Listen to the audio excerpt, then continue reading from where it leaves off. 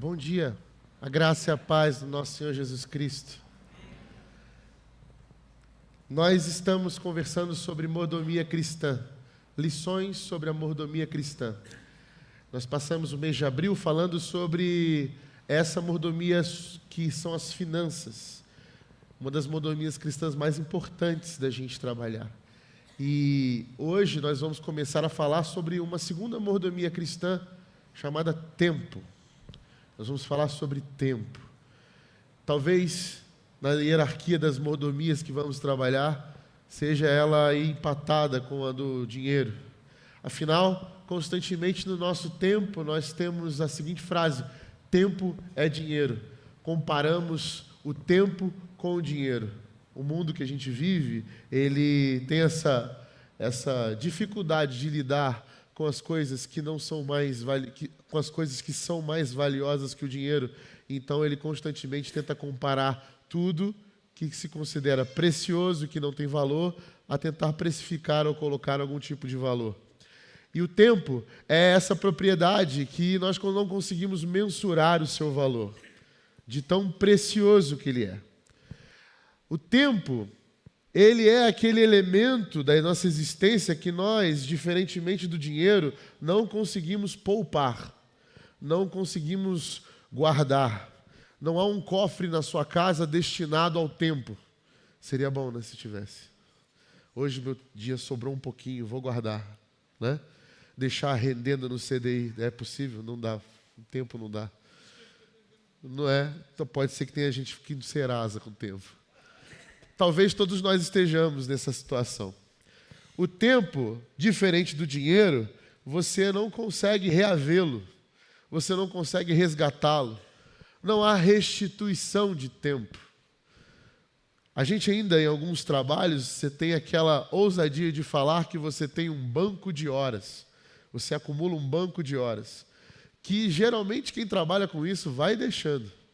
Para um momento oportuno eu usar esse tempo de banco de horas.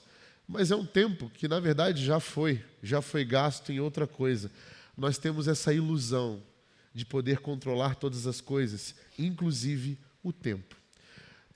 Na mordomia cristã, o tempo se encaixa perfeitamente e é colocado como um dos mais preciosos pelo primeiro motivo das finanças.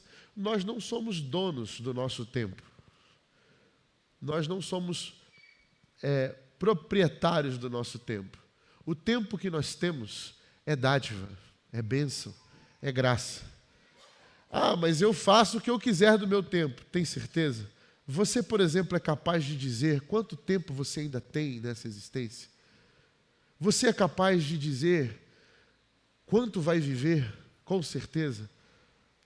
Você é capaz de dizer ou de cravar o dia da sua própria morte? Ou você é capaz de prever com certeza quanto tempo vai gastar em todas as atividades que você planejou? A gente pode fazer uma perspectiva, um planejamento bem detalhado, mas invariavelmente foge ao nosso controle. O tempo é de fato essa areia na ampulheta que escorre e nós não temos como parar. Na mitologia grega, o tempo é visto como um grande deus cruel, Cronos, que devora seus filhos. E nós muitas vezes olhamos para o tempo como esse grande vilão, porque ele nos rouba a juventude, os melhores momentos, a infância dos nossos filhos, que passa como um relâmpago aos nossos olhos. E seria tão bom se a gente pudesse voltar no tempo, não é verdade? Quem nunca pensou, se eu pudesse voltar no tempo?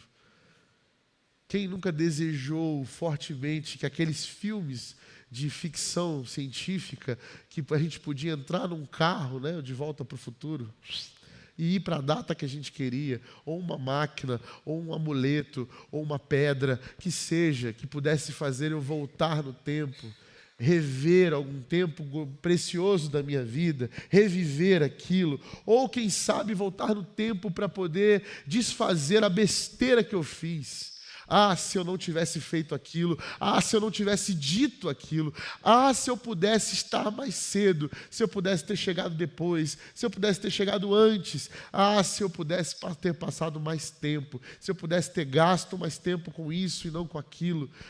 Como seria bom voltar no tempo. A gente queria esse privilégio.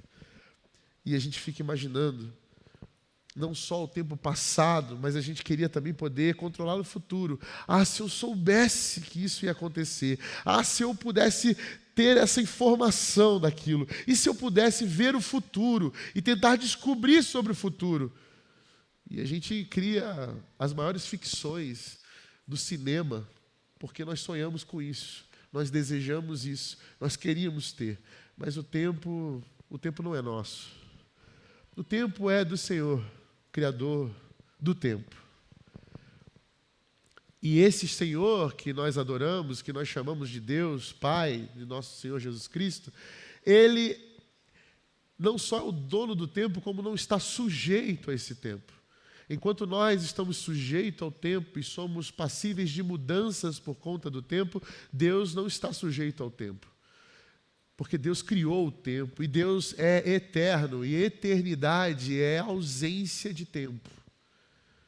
É um lugar onde não existe tempo, é este ambiente sem tempo, que nós não somos capazes de imaginar, sonhar ou pensar, ou idealizar o que é uma realidade sem tempo. O nosso Senhor, Pai do nosso Senhor Jesus Cristo, Deus, Ele criou o tempo para nós. E nele, no tempo, nós fomos criados. Estamos sujeitos a Ele. A pergunta que não quer calar é o que nós fazemos com Ele. Como nós lidamos com Ele. O implacável tempo. Que ao mesmo tempo que é implacável, é o Senhor de toda a sabedoria, não é verdade? Quantas vezes você ouviu assim, espera um tempo, dá um tempo, aguarde um momento, espera. Porque o tempo nos ensina. Porque o tempo há de nos ensinar. O tempo há de nos mostrar caminhos que nós não enxergamos. O tempo há de nos revelar coisas que nós não imaginávamos.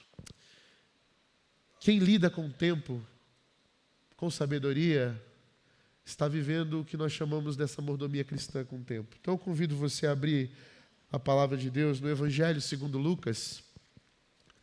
O evangelista Lucas, este evangelho que tem, para mim, na minha opinião, o nome mais bonito. Abra aí no capítulo 12. Eu quero ler com vocês o versículo 25 apenas o versículo 25. Para vocês se situarem aqui no tempo, nós estamos lendo aqui palavras de Jesus aos seus discípulos no Sermão do Monte acerca das preocupações da vida. E chega um momento, no versículo 25, que ele diz assim, Jesus, quem de vocês, por mais que se preocupe, pode acrescentar uma hora que seja a sua vida? Quem de vocês, por mais que se preocupe, por mais que planeje, por mais que sonhe, por mais que seja metódico, por mais que seja, bote sua agenda bem cronometradinha, quem de vocês é capaz de acrescentar uma hora que seja a sua existência, a sua vida? Pai querido, obrigado pela sua palavra, obrigado porque ela chega até nós e ela nos muda, nos transforma, nos adverte, nos ensina para a sua glória, em nome de Jesus. Amém. Amém. O tempo é o coração da existência. Por que eu digo isso, essa afirmação? Porque nós não conseguimos imaginar vida fora do tempo. Nós conseguimos imaginar eternidade. Deus é eterno e por isso não cabe na nossa consciência, não cabe na nossa inteligência, não cabe na nossa cognição. Por isso que Deus é mistério para nós, porque Deus ele é maior do que toda a consciência, todo estudo que a gente possa fazer, porque Ele é eterno e nós não sabemos o que é eternidade. Nós apenas conseguimos defini-la como ausência de tempo, mas nós não conseguimos entendê-la na prática. O que é viver na eternidade? Toda vez que a gente pensa em viver na eternidade, nós já pensamos em tempo. Nós já pensamos que quando eu estiver vivendo na eternidade, eu vou fazer isso. Pronto, você já tem tempo. Já está sujeito a um momento temporal. Já está conjugando verbos. Já está vivendo de acordo com o cronos que você foi criado. Por que nosso cérebro, nossa consciência, nossa cognição trabalha assim? Porque nós não fomos criados fora do tempo. Nós fomos gerados, gestados em tempo. A gestação é 9 meses. Você cresce, você tem uma data de nascimento, uma hora de nascimento. Você desenvolve-se dentro do tempo. Você cresce com o passar do tempo. Você envelhece com o tempo. Nós não temos a existência atemporal dentro da nossa inteligência. Mas Deus tem, Deus é eterno. E Deus, ele olha para o cronos, a palavra grega para tempo, diferente do que nós entendemos. E Deus age na história no cronos, ele interfere, ele age, ele entra no cronos, ele se faz presente na nossa história. Mas ele é muito maior do que isso.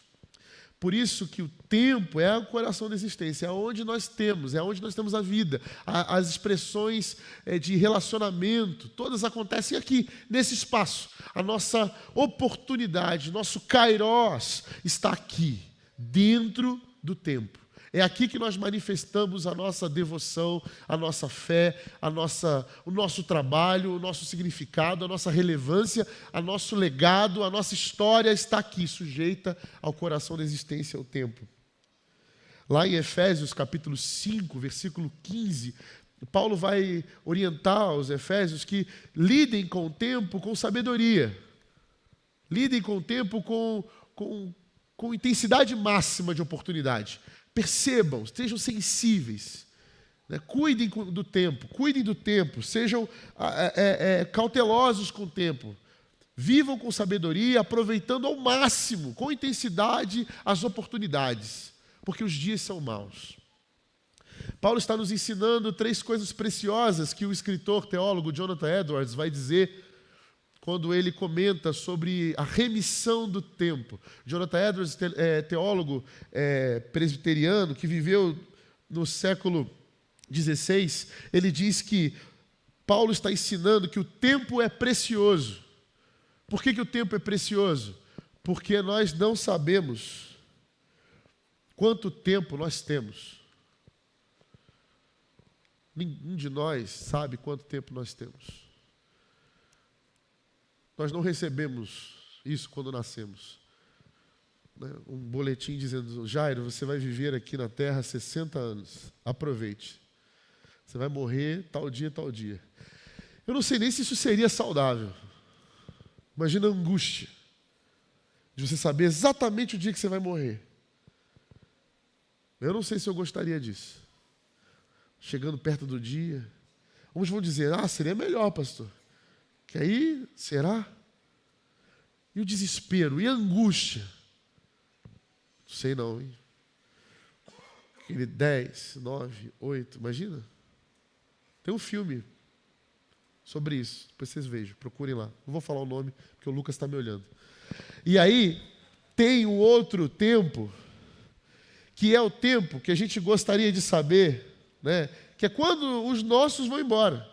Porque isso também é informação privilegiada. Imagina se talvez o problema não seja você saber quando você vai embora, mas quando a pessoa que você ama vai embora. Porque do jeito que a gente tem a língua solta, a gente falaria: vou morrer. Né? Imagina o problema da comparação. Eu vou viver só até os meus 30 anos, o Levi vai viver até 50. Por quê? O que aconteceu? Percebe? Não sei se é uma boa ideia. Nós não sabemos. Por isso o tempo é precioso. Por isso ele vale muito. Embora a gente muitas vezes não ache que é isso. Ou talvez ache, mas não trate o tempo como precioso. Estamos tão acostumados a estar na existência, a viver dentro do tempo, que cotidianamente a gente esquece que cada minuto, cada segundo não consegue ser reposto. Já foi. É angustiante até. Eu não consigo mais retomar. Eu já vivi aquilo. Já passou. Ninguém pode me devolver. Eu não posso acrescentar. Passou. Como eu vivi? O que foi que eu fiz? o tempo é precioso. Segundo, o tempo é escasso.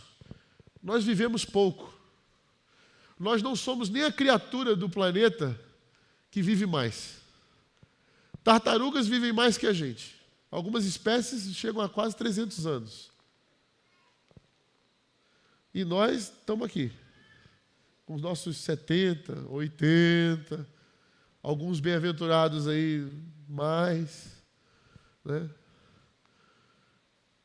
Enfim, e sem saber também a qualidade de vida que teremos após certas idades. Nós somos seres e criaturas com tempo escasso. Temos pouco tempo. Estava conversando com os veteranos sobre isso hoje. Todo mundo me olhando com cara feia, porque eu tenho 39 anos, né? Eu estou falando para eles sobre o tempo estar escasso. Eles, o que você está falando aí, Rodrigo? Você está maluco? Mas eles, nossos veteranos, entendem melhor do que isso do que a gente, porque existe uma coisa chamada noção de tempo. Eu não sei se você já percebeu isso, que quanto mais velho a gente vai ficando, a nossa noção de tempo vai diminuindo. Parece que a gente vai... o tempo parece que anda mais rápido. Passa mais ligeiro. Cada ano que passa, que você olha para o ano e fala, oh, meu Deus, nem vi. E aí, uma vez, na sala de aula, no ensino médio, tinha um professor meu, que era um físico, eu perguntei para ele, o que você acha sobre essa noção que a gente tem de tempo? Ou por que parece que o tempo anda mais rápido quando a gente vai ficando velho? Ele fala, olha, eu tenho uma teoria sobre isso. Eu falei, pois diga. Quanto mais velho a gente vai ficando, mais a gente percebe o quanto que a gente vai acumulando de tempo. E quando olha para esse tempo aqui, ele está muito menor do que aquilo que a gente achava. Vou facilitar. Por exemplo, meu filho Lucas tem 3 anos de idade. Se eu perguntasse para ele, e ele conseguisse trocar uma ideia filosófica com o pai, perguntasse para ele, filho, como que é um ano? Com certeza, para ele, um ano era muito maior do que para mim um ano, na noção dele. Porque um ano para ele é 1/3 da vida dele inteira. É 1/3 da existência dele nesse lugar. Um ano para mim é 1/39. Perceberam? A noção que eu tenho de um ano mudou completamente por causa da minha existência. A contagem continua a mesma, mas a noção de quando olhamos para o tempo, ela muda. E ela muda e ela castiga a gente, porque a gente fala, voou e eu não vi. Passou e eu não senti. Não percebi. E talvez a gente não perceba porque não estamos olhando com atenção e com o devido cuidado para as palavras que Paulo está dizendo para a gente. E a terceira coisa que o Jonathan Edwards ensina sobre remir o tempo é que o tempo é um bem que Deus te oferece hoje. Hoje, e tão somente hoje. Não existe passado. Já foi. Não existe futuro, porque nem chegou ainda. E quando chega o amanhã, ele vira o quê? Hoje. E é por isso que a Bíblia é repleta de palavras para o dia que se chama hoje.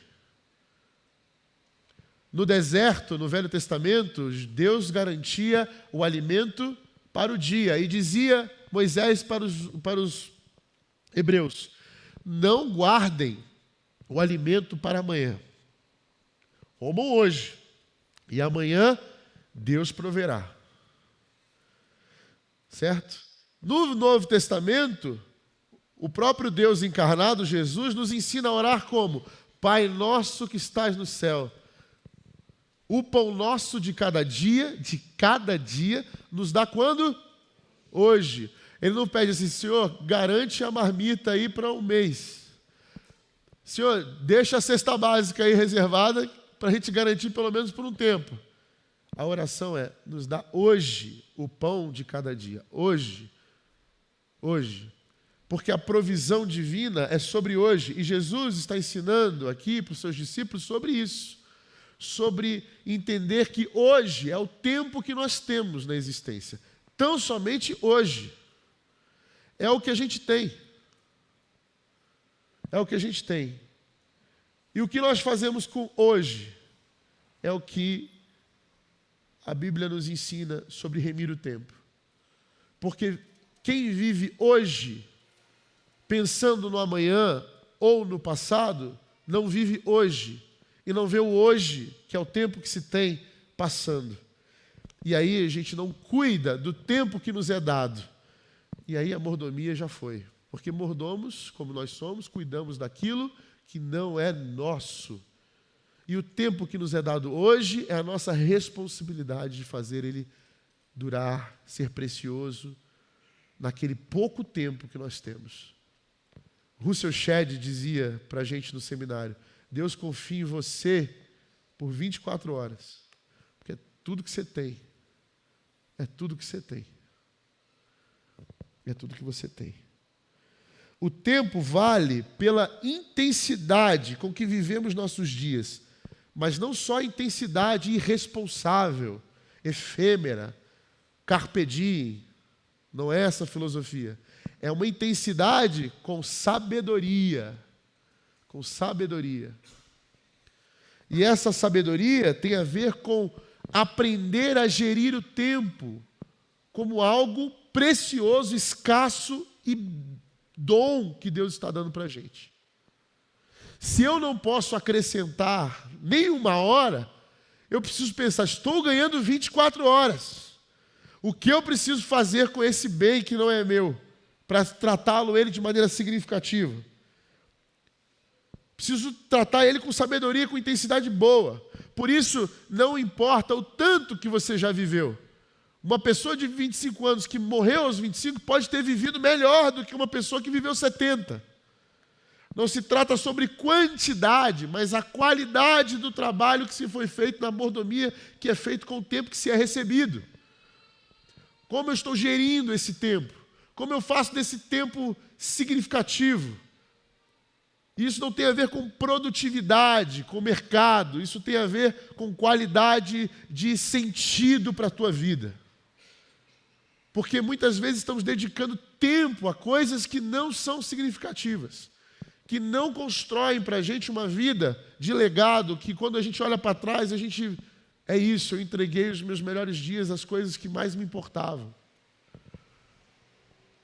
Então, algumas lições básicas para a gente começar a entender sobre gestão de tempo é a primeira: aprender a organizar nossas atividades diárias de tal maneira que cada minuto valha os seus 60 segundos. Olhar para pequenos detalhes é muito importante. Tem um filme chamado Questão de Tempo. Para mim, um dos melhores filmes que fala sobre isso aqui que nós estamos conversando. A princípio, você vai entender ele como uma ficção romântica, que tem algumas coisas sobrenaturais, mas ele tem algo muito precioso nesse filme, que nos ensina a olhar para cada minuto do nosso dia como uma dádiva, como um presente. Cada respiro da nossa existência como uma bênção. Aprender a organizar as nossas tarefas, nosso dia, é uma atitude que nos ensina a perceber que temos pouco tempo, o tempo é precioso e ele é um presente. Então, se o mínimo for feito a partir disso, eu consigo render melhor. Mesmo com a humildade de saber que as coisas podem mudar. Mas pelo menos eu estou aqui tratando o tempo com a devida preciosidade dele. Então, quem sabe o que vai fazer quando inicia o trabalho, quando inicia o dia, já tem metade da tarefa realizada. A segunda coisa que eu entendo, quando a Bíblia nos ensina sobre mordomia, é que ser pontual não é ser escravo do relógio. E eu sei que ser pontual para nós é um desafio gigantesco. Isso não tem nem geração. A pontualidade para o brasileiro é um problema. Mas o maior problema da falta de pontualidade é que você rouba tempo de outra pessoa. Você não está só ferindo o seu tempo, você está ferindo o tempo de outro. E você não pode reaver esse tempo para ela. Se eu marco com o Alexandre 4 horas e eu chego 4:30, eu roubei do Alexandre 30 minutos. Percebe o problema? Nós lidamos com a falta de pontualidade no Brasil de uma maneira bem displicente, porque a gente não tem esse entendimento aqui, talvez, dessa preciosidade, nem para a gente, quanto mais para o outro. A gente tem na nossa lei tempo de... como é que chama? Esqueci a palavra agora. Mas tempo que eu posso esperar, né? Se você, por exemplo, já trabalhou como CLT, você sabe disso. É um tempo que você tem até 10 minutos aí de tolerância. Obrigado. Você tem 10 minutos de tolerância. Né? Tinha um professor meu, britânico, que ele dizia que você chegou em ponto no lugar, você chegou atrasado. Ele dizia isso. Eu falei, professor, você está no lugar errado. Porque é muito difícil a gente compreender isso quando a gente não entende que a falta de pontualidade é uma agressão ao outro, ao próximo. É uma falta de respeito a quem é pontual, a quem chegou. E quando a gente percebe isso, aí a gente fica mal. Aí fica mal. A pedrada é para nós mesmos, gente. Isso é falta de mordomia cristã, é sim. Dói mesmo. Quando você chegar atrasado essa semana em qualquer lugar, você vai lembrar do pastor Rodrigo falando isso. E eu vou lembrar de eu falando isso quando eu chegar atrasado em todos os lugares. Nós não temos esse direito. Não é nosso para a gente roubar. Não é nosso o que é nos dado e não é nosso o que foi dado para o nosso irmão.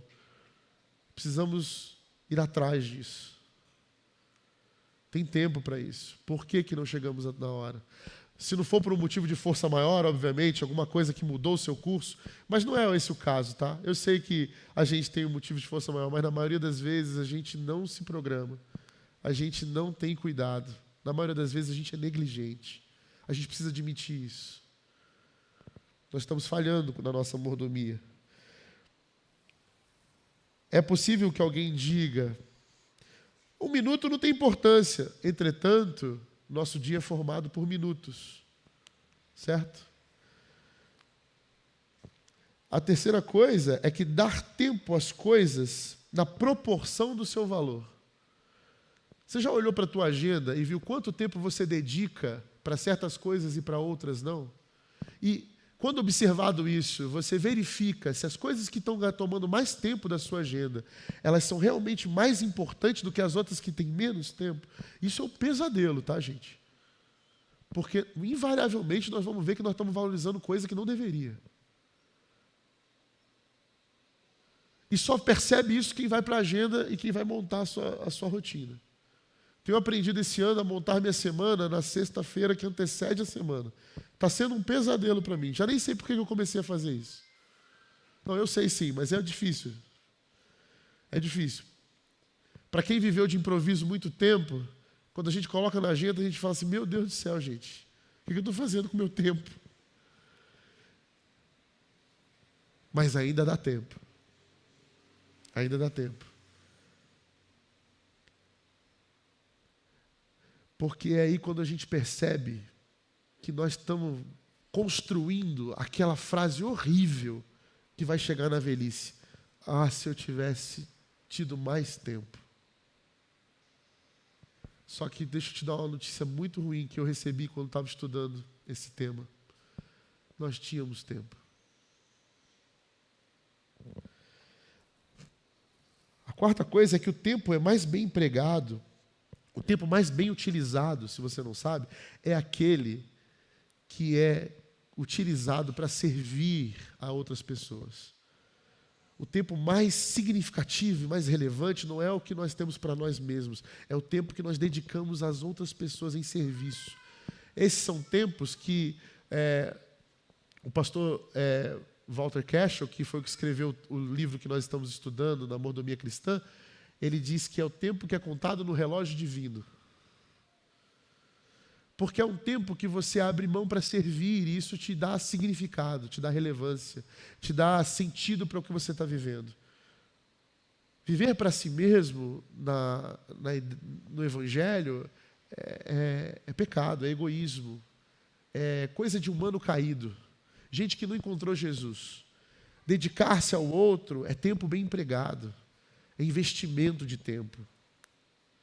é fazer o tempo render. Esses minutos que a gente dedica nos traz vida, devolve para nós vida. São tempos que a gente lembra para sempre. São tempos que a gente vai guardar na memória. Você geralmente não vai lembrar do tempo que você fez só, vou me dedicar para mim mesmo. Esse tempo vai passar batido na sua memória. Mas o tempo de servir ao outro, você vai lembrar, vai contar, vai fazer diferença, vai encher teus olhos de lágrima, vai encher teu coração de esperança.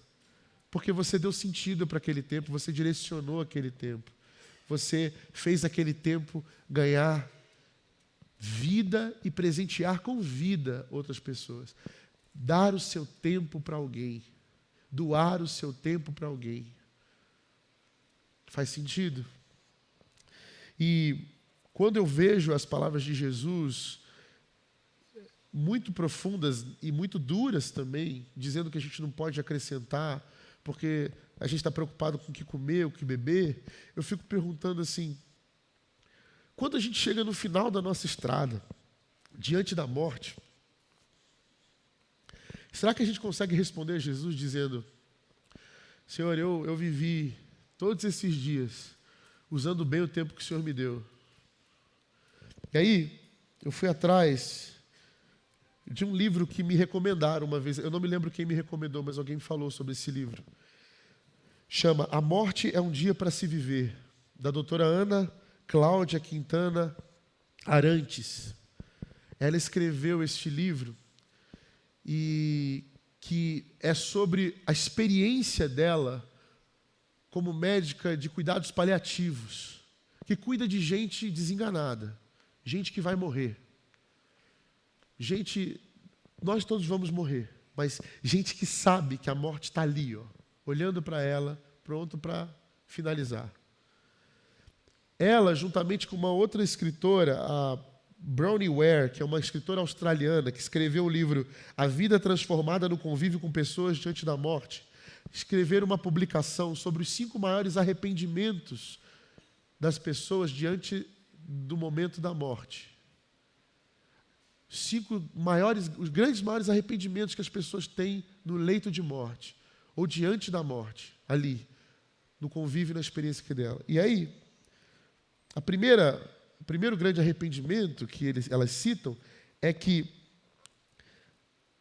eu me arrependo de ter feito as minhas escolhas ao invés das escolhas que me foram postas, ou das escolhas que me obrigaram a fazer, ou das escolhas que me influenciaram a fazer e eu abri mão para fazer. Eu me arrependo de não ter feito as minhas escolhas, de não ter pagado para ver, de não ter visto o que ia dar, de não ter comprado essa briga. Eu me arrependo. Eu me arrependo de ter feito só o que os outros estavam mandando eu fazer, de não ter ponderado, de não ter tido a experiência de ter quebrado a cara e ter voltado atrás, ou não, ou de ter vivido a vida que me foi dada para viver, a vida que Deus me concedeu para viver, de ter vivido o que o Rodrigo era para viver, ao invés de ter vivido o que meus pais queriam que o Rodrigo vivesse, ou que fulano pediu para viver, ou de ter me entregue a uma cultura que foi me levando como uma correnteza para esses caminhos de que eu não faço ideia de como eu cheguei aqui, eu só fui indo. E esse povo ao meu redor foi dizendo que era isso, que era aquilo, que eu tinha que isso, que eu tinha que ter aquilo, que eu tinha que fazer aquilo. Quando eu vi, eu estava aqui e eu não vi sentido nenhum. Sabe, Eclesiastes? Eu corri atrás do vento. Corri atrás do vento. Usei o tempo que eu tinha para fazer coisas que o meu tempo dizia para fazer, a minha geração dizia para fazer, mas eu nem queria. Esses dias eu estava vendo uma entrevista de uma personalidade mais velha, falando assim, por que você não... por que você não come tal coisa? Eu falei, eu não gosto. Eu não tomo café. Por que você não toma café? Você não toma café? Eu falei, eu não gosto de café. Aí eu falei, você não gosta de café? Eu falei, eu não gosto de café. E por que você tomou... Quando você descobriu que você não gosta de café? Descobri agora, 60 anos. Eu falei, por que você tomava café? Eu disse, porque todo mundo tomava. Mas eu não gosto de tomar café. Agora com 60 anos, eu falei, você quer saber? Eu sei lá, eu não vou tomar mais café, eu nunca gostei desse negócio. Né? Aí esses dias eu estava aqui com alguns amigos, irmãos aqui, falei assim, Você quer café, pastor Rodrigo? Eu falei, quero. Aí eu falei, só me traz açúcar. Ele, não, café não se toma com açúcar. Eu falei, eu não gosto de café. Então deixa eu botar açúcar, que eu gosto. Aí a pessoa, você não gosta de café? Eu falei, não gosto de café. Estou falando agora de púlpito e gravado. Não gosto de café. Me julguem. Porque eu não vou esperar chegar aos 60 anos para dizer para vocês que eu não gosto de café. Não gosto de café. Gosto de chá. Me julguem. Gosto de refrigerante. Gosto bastante. Suco, amo. Café, não gosto. Né? Então a gente precisa saber dizer o que não gosta. Fazer as minhas escolhas. Eu não gosto de café, gente. Cirilo ama café. Quer um pastor que gosta de café? Toma com o Cirilo. Ele vai tomar sem açúcar. Beleza, como vocês gostam. Agora, se você quer tomar café comigo, traz um açúcar, que eu vou botar junto, tá bom? Traz um chocolate também, que eu como junto. E o café talvez sobre, mas as coisas lá vão comer. Por que a gente tem medo? Por que a gente é levado? Por que a gente não faz as nossas escolhas?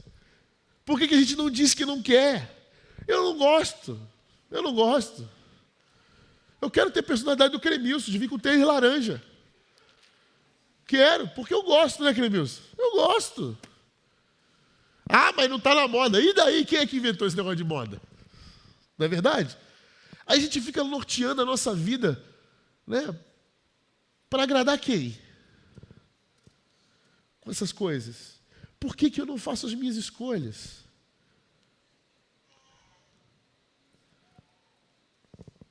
Segundo arrependimento, é que eu me arrependo de não ter expressado meus sentimentos. Tinha hora que eu queria falar e eu não falei. Tinha hora que eu queria dizer uma coisa que estava aqui, ó, e eu não falei. Eu não disse. Eu deixei passar. Eu precisava dizer mais vezes e não disse. Eu queria ter dito naquela hora, mas me faltou coragem. Por que eu não disse? Por que eu não reclamei? Por que eu não disse que aquilo me incomodava? Por que eu não falei que aquilo não era legal? Por que eu não disse que eu não queria fazer aquilo? Por que eu me submeti e não disse que aquilo me incomodava de um jeito que não era bom? Por que eu me submeti tantos e tantos anos da minha vida a um sentimento ruim? Por quê?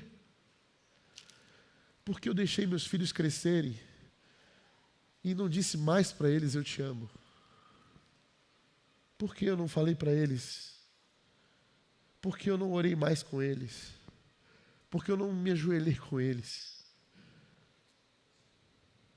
Porque eu gastei mais tempo no meu trabalho do que orando com os meus filhos. Porque eu gastei mais tempo com os meus amigos fazendo outras coisas do que dizendo para minha esposa o quanto ela é especial, o quanto eu amo ela e o quanto que ela muda a minha vida.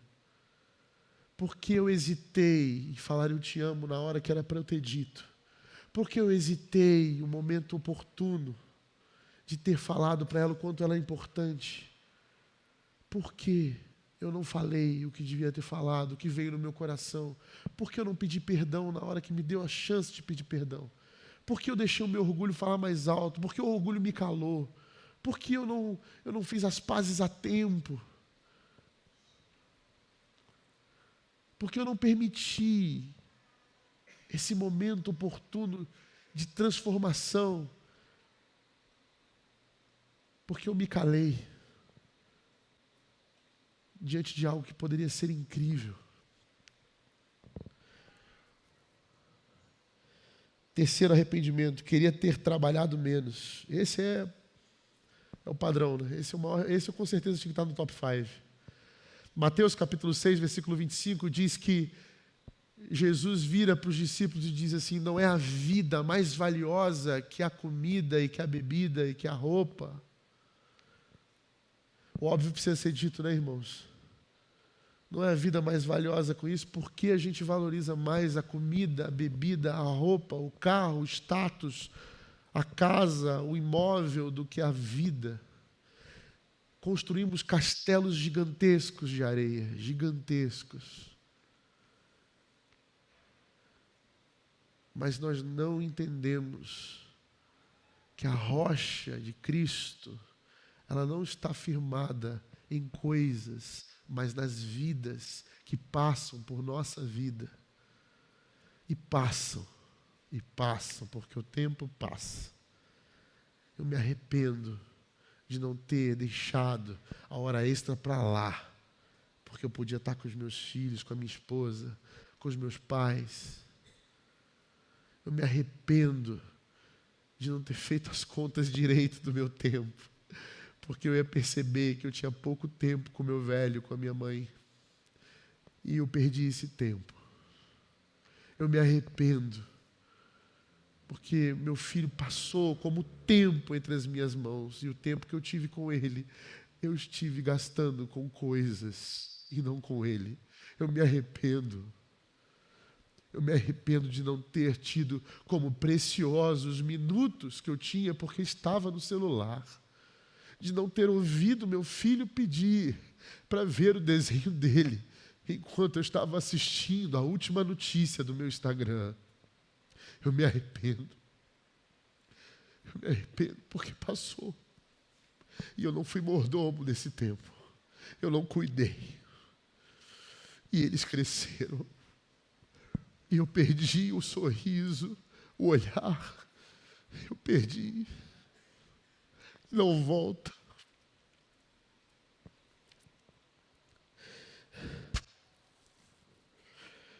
Trabalhar é necessário. Mas nós trabalhamos. Trabalhamos não para pagar contas e boletos. Isso é cotidiano, a gente vai ter que fazer porque está lá, mas a nossa vida não gira em torno disso. O nosso trabalho gira como uma expressão de deixar o mundo melhor. Nosso trabalho é uma manifestação da vocação para transformar o mundo e não para pagar a sua conta. Isso a gente faz, tem que fazer, mas isso a gente limita até aqui. Passou daqui, o que transcende, o que é mais importante é aquilo que eu coloco a minha vida, que coloco o meu tempo. Eu estou ocupado com o quê? Trabalho é a expressão poderosa de Deus através de nós, para deixar o mundo mais bonito, mais justo. Enquanto não for isso, você andou ocupado correndo atrás de pagar seus boletos. E só isso. O quarto arrependimento é: eu gostaria de ter convivido mais com meus amigos e amigas. Porque amigo e amiga é a família que a gente escolheu. Certo? A gente tem a nossa família que a gente é obrigado a conviver, não tem jeito. Natal vai chegar, vai rolar sangue, mas você vai estar lá. Vai se preparando, as reuniões é só assim. Mas você tem os seus amigos e amigas, e esses eu quero estar, pô. Esse é o que eu escolhi. Ou são as famílias que eu escolhi, ou são a família que aconteceu. Então, eu quero passar tempo com eles. Eu quero ter esse proveito com eles. E quinto e último arrependimento: não ter feito de mim uma pessoa mais feliz. Eu não sei no profundo o que significa isso filosoficamente, mas para mim, que sou cristão, que sou discípulo de Jesus, eu entendo felicidade como essa coisa que transcende as conquistas e vitórias que a gente tem aqui. A felicidade não está ligada a isso. A felicidade cristã, ela não está ligada a circunstância nenhuma, inclusive. A gente não canta aquele hino antigo? Se paz a mais doce. Vamos lá, gente. Forte eu sofrer, seja o que for, tu me fazes saber que feliz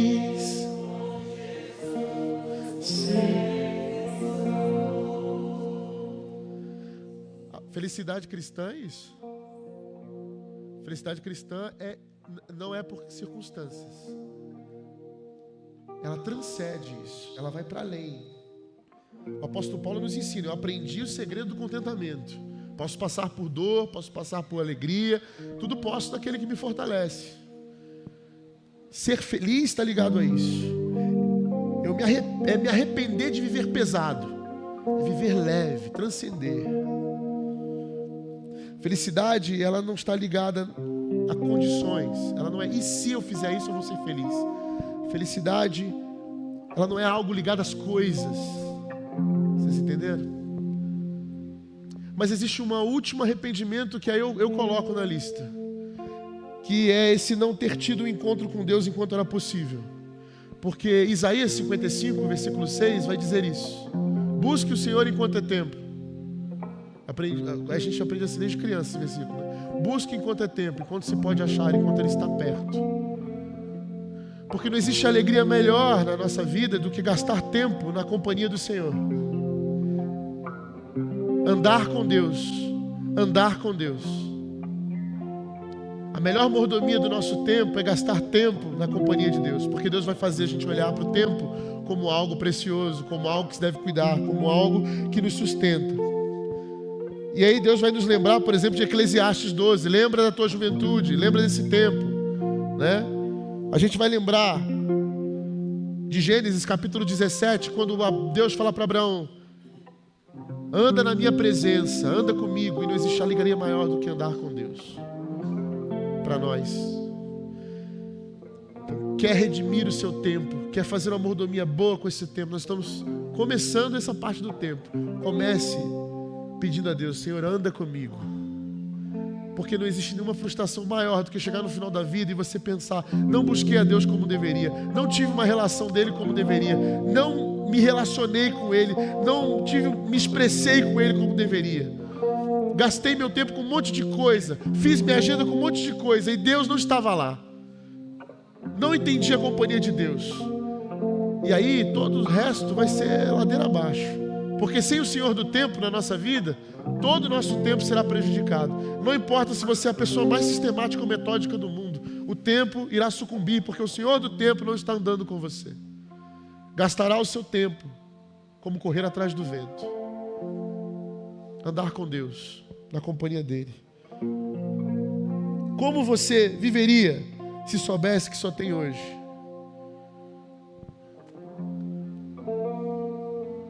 Se a sua resposta for exatamente como estou vivendo hoje, você está em dia. Você está em dia. Isso aí, Deus te abençoe, continue assim. Mas se não, se for qualquer outra resposta, convido você a ir para esse lugar de oração e falar: Senhor, eu quero andar contigo, Deus. Porque só o Senhor, que é o Senhor do tempo, vai me ensinar a olhar para o tempo como precioso, como escasso, como raro e como um presente. Para que eu não carregue arrependimentos na hora que for enfrentar o último inimigo, a morte. E eu morra em paz, sabendo que, inclusive, estou indo para o meu Senhor, que vai me ressuscitar. E eu viverei num lugar onde não haverá tempo. Que tudo que existe é a presença dele. Enquanto isso, você que vive esse tempo comigo, a gente se dobra em misericórdia e graça para a vida dele. E vivemos esse tempo da melhor maneira possível. Pai querido, obrigado, Senhor, pela sua graça e as suas misericórdias que se renovam a cada manhã. Porque é o dia que o Senhor nos dá hoje. É o dia que o Senhor renova as suas misericórdias. É o dia que o Senhor nos possibilita comer do pão. É o dia que o Senhor nos dá para existir e para viver e manifestar a sua graça nesse mundo. Que possamos pegar este presente, essas horas de existência e transformar em graça, em amor, em um sinal histórico do teu reino. Que saiamos daqui dispostos a pagar esse preço de guardar o tempo, de remir o tempo que o Senhor nos dá, aproveitando com intensidade e sabedoria cada instante para a sua glória, no nome de Jesus. Que o amor de Deus, a graça do Filho Jesus e as consolações e a ajuda e o guiar do Espírito Santo sejam conosco hoje e sempre. Amém. Que Deus abençoe o seu tempo nessa semana.